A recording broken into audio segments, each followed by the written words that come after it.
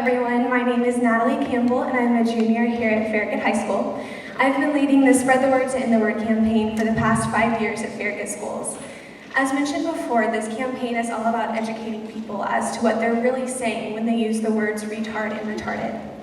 When people use this word, they're using it as a synonym for words such as stupid, dumb, silly, or maybe to describe themselves. But what they're really doing is saying that anyone and everyone with an intellectual disability is stupid, dumb, and undeserving of our respect. I would like to tell you all about my best friend. Her name is Olivia, and she is 15 years old. Olivia and I have known each other our whole lives, and we love each other very much. Whenever Olivia and I hang out, we always have fun. We do things like watch our favorite movies, go out to eat, and during the summer, we go on the lake together every weekend. We also love to figure skate together. Olivia plays soccer now, and she's a far better athlete than I am. Olivia is in the 8th grade at Farragut Middle School and a straight A student. Olivia is also the nicest person I know. Somehow, Olivia has managed to be unaffected by a corrupted world. She is untouched by all things bad in this world, but still touches everyone she encounters with her loving spirit and kind heart. She's a popular girl, and everyone she meets cannot help but fall in love with her. I question how we as a society determines who does and does not deserve our respect, and whether or not it's our place to determine that. But based on society's views as a whole, would you say that this girl deserves our respect? I assume most of you answered yes. That girl I just described to you is my little sister. Does that change whether or not she deserves our respect? No, it shouldn't, and I don't think it would. But how about this?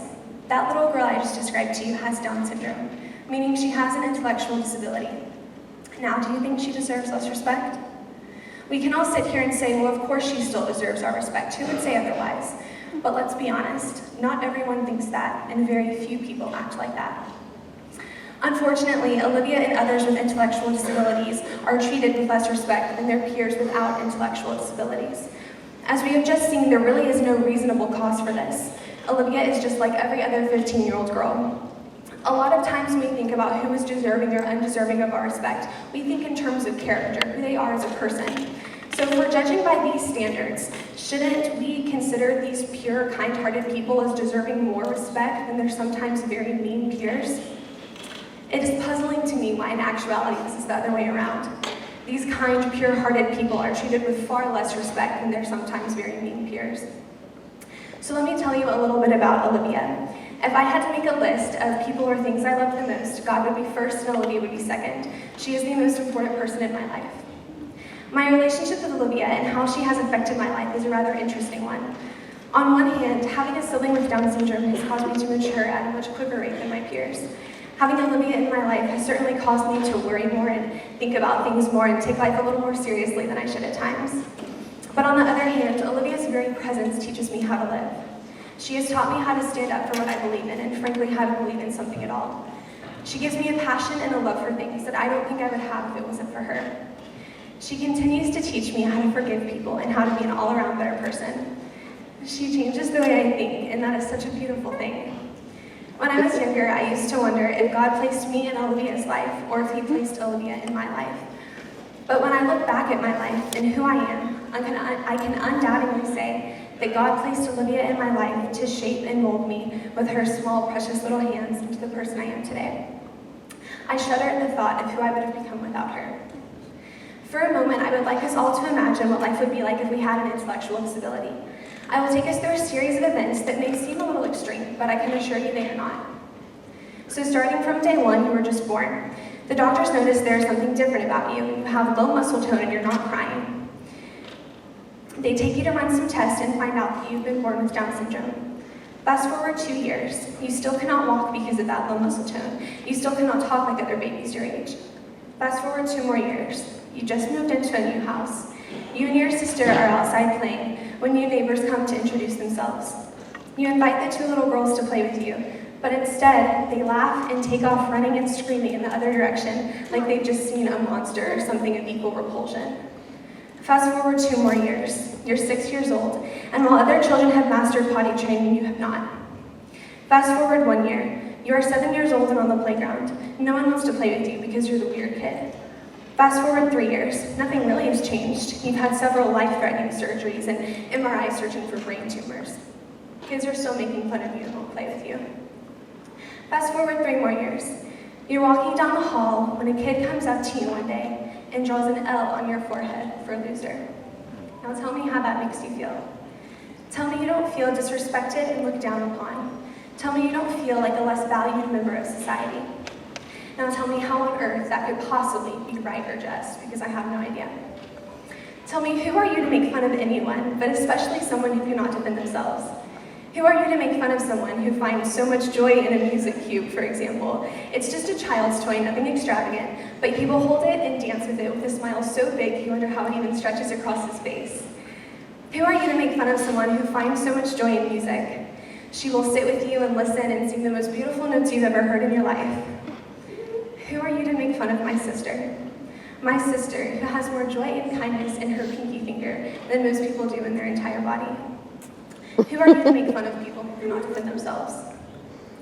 It has been an absolute blessing from God and my pleasure to watch this campaign grow and grow over the 5 years I've led it. I really don't hear the R word used as much as I used to, and when I do, it's usually followed by an, "Oh my goodness, I'm so sorry," or something like that.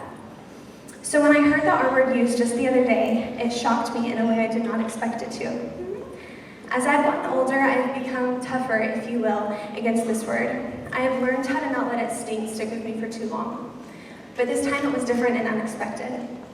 One of my classmates said, "Oh my gosh, can you believe my phone? It's so retarded." This person, unknowingly or not, just compared my perfect little sister to a piece of malfunctioning technology. Let that sink in. My wonderful sister and those like her, meaning people with intellectual disabilities, were equated to a broken piece of technology. How in any way, under any circumstances, is okay? My sister is so much more than that. This campaign is not just about changing the words you use. If I wish for this to be effective, it must be about something more than just our words. The way society views people with intellectual disabilities must change. My sister should not be looked down upon or pitied. She should be looked up to and celebrated. Instead of people thinking about the things she may or may not be able to do, they should focus on all of the things she is doing and will do in the future. Please don't assume that just because she has a disability means that she doesn't have any academic prospects or will never hold a meaningful job. Not only does she impress me every day with her character, but also with her intellect. She especially loves science and history. She comes home explaining the water cycle and the forms of matter, only to switch the next second to begin telling us about Helen Keller, someone she became so fascinated with in the 6th grade that to this day she continues to research Helen Keller's life. If people saw these things first about my sister, instead of her disability, which immediately leads people to think about what she can't do, she wouldn't be seen as something worthy of comparing to something that is broken, something that is working incorrectly. That is what I wish for you to realize today. Last year I told you all about how my beginning to drive brought on a whole new set of adventures for Olivia and me. I would take her to school and drop her off, and on the way to school and back home, she would make us listen to the same songs from High School Musical 3 and Teen Beach Movie. Well, now she's divided up her CDs between my car and my parents' cars. Mom's car gets the Frozen soundtrack, Dad's car gets High School Musical 3, and I get the lovely Teen Beach Movie. Olivia insists that I turn it up big loud, and we will sing all the way to school and all the way back home. She and I hold hands and sing Teen Beach Movie big loud all the way to school, and those are some of the best moments of my life. As we pull around the circle and up to the middle school, I give Olivia a quick kiss on the hand as I tell her that I love her and hope she has a good day. She goes, "I love you, big sister," and hops out of the car. She stands at the circle until she sees someone that she can walk into school with. She won't walk up unless she's walking with someone else. There's no avoiding her. She walks up to you, grabs your hand, and if you're carrying an instrument, she'll carry that too, whether or not you want her to. But I guess her classmates didn't mind too much because they gave her the superlative for friendliest. When I think about how I experience Olivia's joy in the car, and then I see how her love for others overflow with her classmates, it baffles me as to how someone could possibly think that she is deserving of this hateful word, the R word. I am beyond ecstatic that Olivia will be joining me here at the high school for my senior year next year. The whole reason I started this campaign in the 7th grade was for her. I wanted her to be able to walk around her school feeling like a valued member of her student body. I pray that she has the privilege of experiencing that next year, and only you, the student body, can give that to her. Only you can give that to everyone with an intellectual disability, and they are all deserving of it. People with intellectual disabilities can accomplish great things, and the fact that they may not be exactly the same as everyone else does not constitute nor justify hateful and ignorant language like the R word. I have no interest in policing what you say, but if you can hear this message and now know full well what this word means and who you're hurting when you say it and still use it, then you can reconcile that with your conscience yourself. So the next time you hear someone use the R word or it passes through your own lips, think about my sister and everyone else with an intellectual disability. Picture my sister with her bright, beautiful blue eyes, kind face, and big smile looking back at you. Then consider what you are saying and who you are hurting when you use the R word. Thank you.